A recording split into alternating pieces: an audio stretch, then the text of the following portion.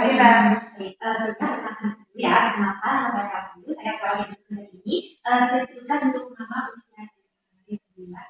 Nama saya Fatia, umur 25 tahun. Untuk tanggal lahirnya 4 Agustus 1990. Nah, itu saya Indra, saya ibu. Jadi tujuan kita hari ini kita akan melakukan pemeriksaan terkait kondisi dari Mbak Fatim. Terus waktunya menyesuaikan tempatnya kira-kira di sini. Ya. Untuk selanjutnya dari Mbak Fatim ini keluarnya apa? Jadi dia kalau dia saya bilang pusing gitu. Kayak seminggu yang lalu udah ke dokter dan kasih obat dan minum juga. Iya, itu pusingnya.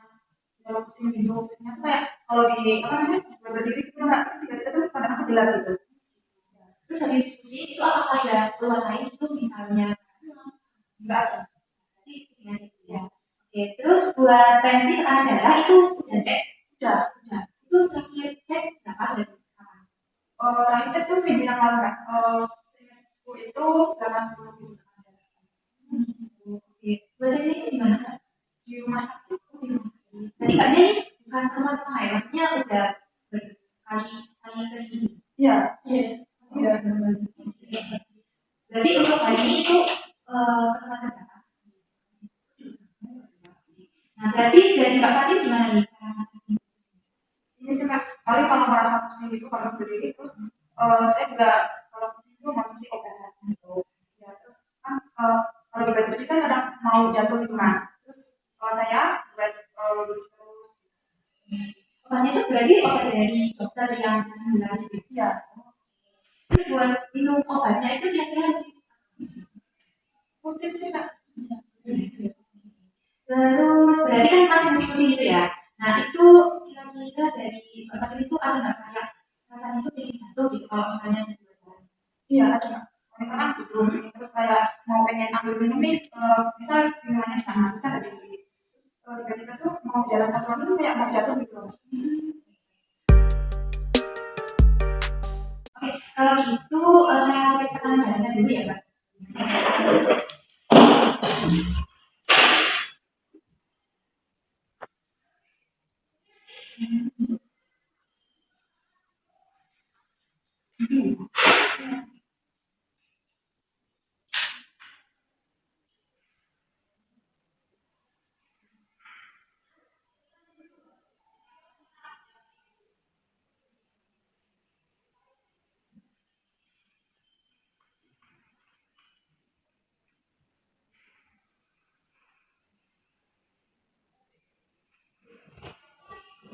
Dari cek tekanan darahnya masa masih rendah ya, Mbak? Masih. Terus dari Mbak Fatim ini pas kemarin itu ada nanti itu sakit apa? Udah Mbak, soalnya tekanan darahnya Mbak, terus gitu. Apa ya kemarin? Kemarin itu kata dokter di tensi ya. Baik Mbak, jadi dari hasil pengajian itu didapatkan hasil bahwa tidaknya dalam hal tekanan terus ini kalau yang diulang itu hipertensi itu. Terus tadi pas saya cek juga tekanan darahnya masih rendah ya, kita untuk 60 unit itu. Terus tadi nanti juga masalah masih pusing itu biasanya oke berarti Mbak Fatim ini ada risiko buat nah, kualitasnya gimana? Itu nanti ada beberapa. Jadi yang pertama gini, yang pertama itu dari Mbak Fatim itu bisa minta bantuan ke orang dekat atau kakak atau siapapun yang bisa Mbak Fatim kalau misalnya Mbak bisa misalnya Mbak Fatim harus sih gitu nggak bisa sama Fatim. Terus dari situ untuk ini nah Mbak bisa minta tolong ke Mbak Dan kakaknya ya. Aku minta tolong ambilin minum gitu.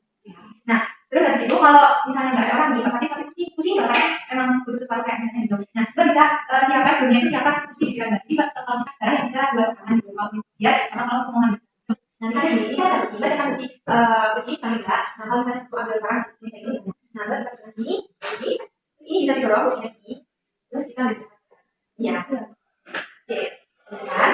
Nanti saya bilang, atau nggak misalnya kalau misalnya nggak di sini, tapi tidak pegang, nah ini bisa juga tangan tembok gitu. Nah itu dia nggak tahu kalau misalnya gitu. Terus misalnya nggak ada tekanan kayak besi ini, nah mbak bisa gunakan tembok ini buat tekanan. Nah terus kalau misalnya mbak lagi di luar nih beraktivitas jangan dipaksa buat jalan atau berdiri. Mbak bisa kayak duduk dulu sebentar gitu, cari kursi atau duduk di bawah, pokoknya duduk, jangan sampai berdiri gitu. Soalnya biasanya kalau berdiri itu gampang kayak pusing, jatuh, nanti jatuh gitu kan risiko. Nah selanjutnya dari Mbak, dengan Mbak ini bisa modifikasi lingkungan. Jadi misalnya di rumah itu nggak ada pegangan, nah itu bisa dikasih pegangan gitu, atau kayak menyediakan kursi gitu di dekatnya Mbak Fatin gitu. Ya Mbak Fatin kalau misalnya butuh apa-apa itu nanti gampang. Terus habis itu buat lantai, kalau misalnya di rumah lantainya kayak gampang licin, nah itu Mbak bisa menyediakan alas gitu. Jadi kayak lantainya itu dikasih alas gitu di sekitar kamar, terlebih itu di dekat kamarnya Mbak Fatin, dan di tempat-tempat yang mudah licin, misalnya di kamar mandi, nah itu jangan lupa dikasih alas gitu, kayak WC atau apa gitu. Terus habis itu dari Mbak Fatin ini buat kamar ini di atas atau di bawahnya gimana?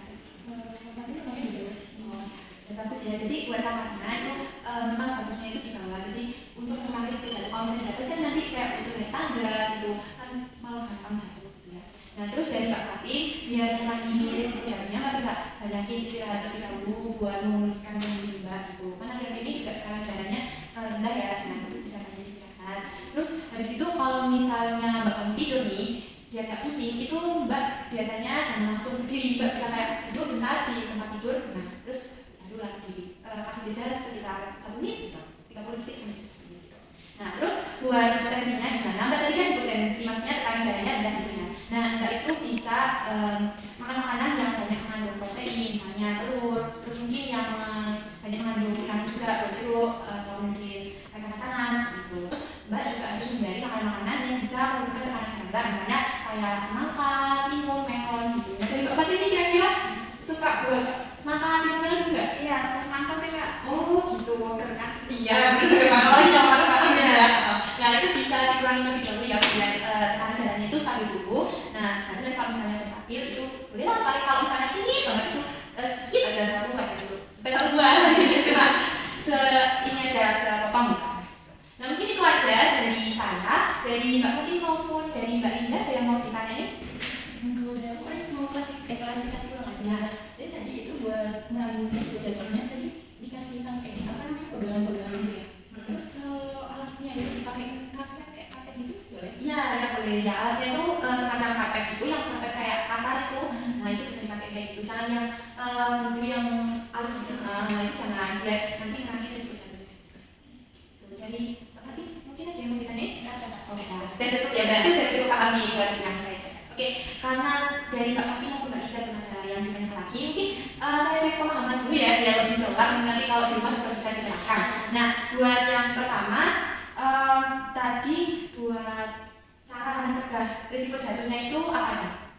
Pertama itu saya ingat saya nggak sama menunjukkan kalau misalnya pengen minum, pengen bener-bener pengen, tapi nggak ada orang di rumah itu cari pegangan biar bisa dipegang biar nggak jatuh, misal pegangan kursi atau tembok gitu. Terus kalau ada orang yang di rumah, misal kayak kakak saya ini atau siapapun yang di rumah, minta tolong buat ngambilin barang gitu. Terus itu aja sih. Oke, udah bagus banget. Terus buat Mbak Fatin, jatuhnya udah paham ya. Oke, buat pertanyaan selanjutnya, ini yang kedua, ini yang terakhir, satu lagi. Kan tadi Mbak juga, ini ya tekanan darahnya rendah. Kira-kira makanan apa sih yang harus dihindari? Itu tadi semangka, terusnya timun, terus Melon. Oke, udah bagus banget. Pokoknya buat Mbak Fatin, pokoknya jangan lupa dari Mbak Fatin itu menghindari makanan itu, terus sama nyerakin ya, ada cara-cara buat mengurangi risiko jatuhnya gitu. Ya, nggak kenapa-napa nanti bisa terseyo gitu kan kalau misalnya jatuh. Oke, mungkin itu aja penjelasannya. Nanti kalau misalnya ada yang mau ditanyakan lagi atau mau periksa lagi tekanan darahnya atau mungkin kontrol buat obatnya, nah itu bisa ke sini ataupun dari tempatnya, itu mungkin bisa menyesuaikan aja. Itu aja. Ada pertanyaan terakhir? Ada sebenarnya. Oke, itu aja. Terima kasih banyak Mbak Fatin dan Mbak Linda. Semoga Mbak Fatin cepat sembuh dan bisa lagi. Terima kasih banyak. terima kasih Mbak.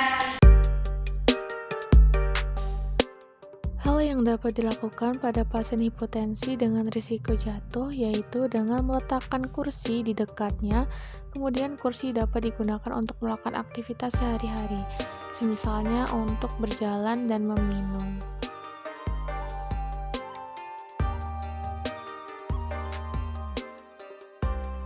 Yang kedua, ketika hipotensi kambuh dan merasa kepala pusing di tengah jalan, segeralah menepi dan mencari tempat pegangan tangan, misalnya tembok, kursi, dan lain sebagainya yang terdekat di antara kita. Kemudian segeralah duduk. Sekian dan terima kasih. Bye-bye.